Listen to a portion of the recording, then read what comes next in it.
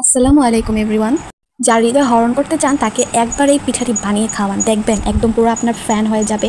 এটা দেখতে এতটাই সুন্দর আর খেতে কি বলবো এতটাই মজা। এটা বানানো খুব ইজি। আজকে আপনাদের সাথে শেয়ার করবো হৃদয় হরণ পিঠার রেসিপি। চলুন কিভাবে বানালাম। প্রথমে আমি একটা হাঁড়িতে লিকুইড মিল্ক নিয়ে নিচ্ছি, তারপর আমি এতে গুঁড়া দুধ মিশিয়ে নেব।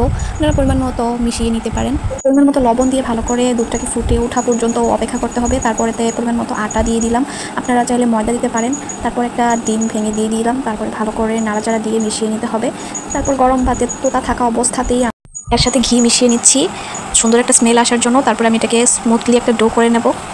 তারপর প্রত্যেকটাকে সমান আকারে কেটে নিতে হবে। তারপর প্রত্যেকটাকে রুটির মতো বলে নিতে হবে, রুটির শেপ করে। তারপর দেখানো প্রসেস অনুযায়ী ছুরির সাহায্যে এভাবে কেটে নিয়ে তারপর আমরা ছোটোবেলায় যে পাখা বানাতাম কাগজ দিয়ে এইভাবে শেপ দিয়ে তারপর আমি এটাকে লাভ শেপ করে নেব, হার্ট শেপ করে নিচ্ছি।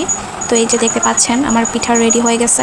এভাবে প্রত্যেকটা হৃদয় হরণ করতে হবে, এভাবে বানিয়ে নিয়ে। তারপর যা হৃদয় হরণ করতে চান তারপরে তার কথা ভেবে ভেবে এগুলোকে তেলে ভেজে নেবেন। অবশ্যই ভালো করে ভেজে নিতে হবে। পিঠাগুলোকে একটু সময় নিয়ে লাল লাল করে ভেজে নিতে হবে, তাহলে পিঠাটা খেতে আরও অনেক বেশি মজা লাগবে।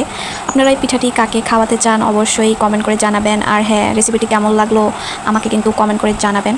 এই তো আমার পিঠাটা প্রায় কমপ্লিট হয়ে গেছে। আমি চুলার অন্য চোখে শিরা বসিয়ে দিয়েছিলাম, তারপর শিরাটা হওয়ার পরে আমি পিঠাগুলোকে দিয়ে দিচ্ছি। এই তো আমার হৃদয় হরণ পিঠা রেডি। তাহলে আর দেরি কেন, তাড়াতাড়ি চলে যান হৃদয় হরণ করতে।